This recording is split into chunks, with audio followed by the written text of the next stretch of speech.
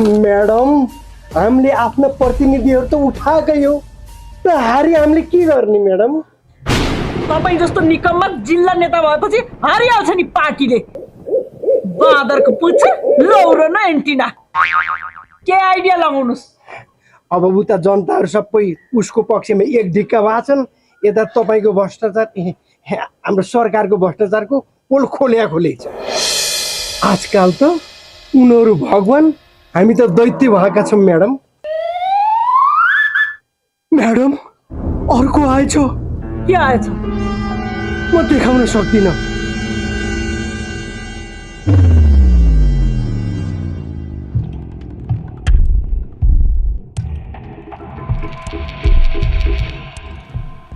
इङ्ग्लिसमा एउटा कहावत छ, डिभाइड एन्ड रुल। फुटाऊ अनि शासन गर। कुनै बेला ब्रिटिसले इन्डियामाथि शासन गर्न यही जुक्ति लगाएको थियो।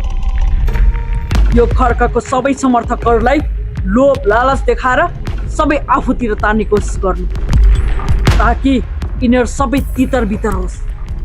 हस् म्याडम।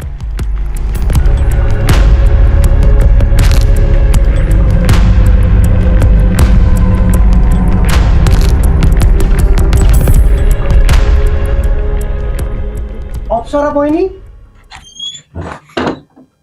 हजुर दाइ।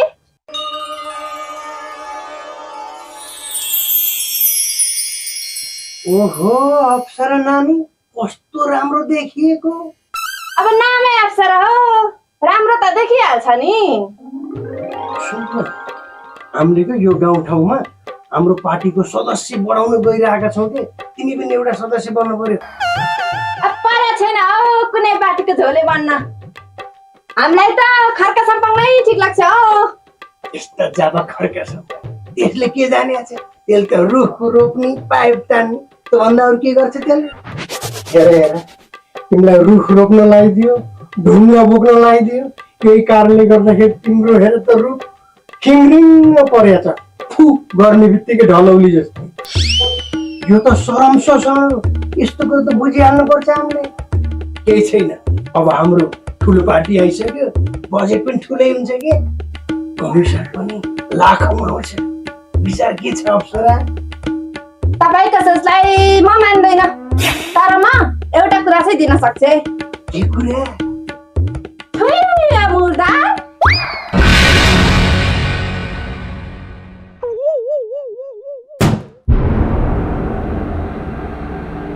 केही नाप्नेवाला छैन। जुनै ठुलो पार्टी आए पनि यतिका वर्ष कसो के फुवा हेरेर बसेका थियौ। हामी सबैजना मिलेर काम गरिरहेका छौँ। यसरी बिचमा भाँजो हाल्न नआउनुहोस् तपाईँ, बुझ्नुभयो? तपाईँको कुरामा षड्यन्त्रको गन्ध आइरहेछ। तपाईँ यहाँबाट गइहाल्नुहोस्।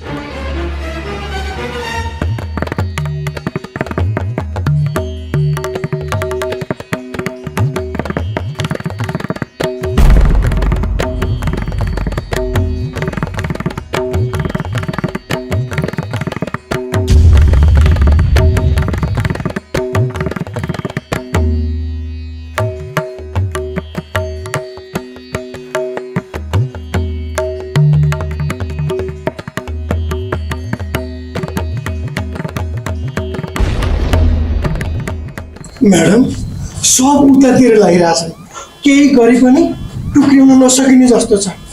के मुनि लाग्छ त्यो खर्क सम्पाइले?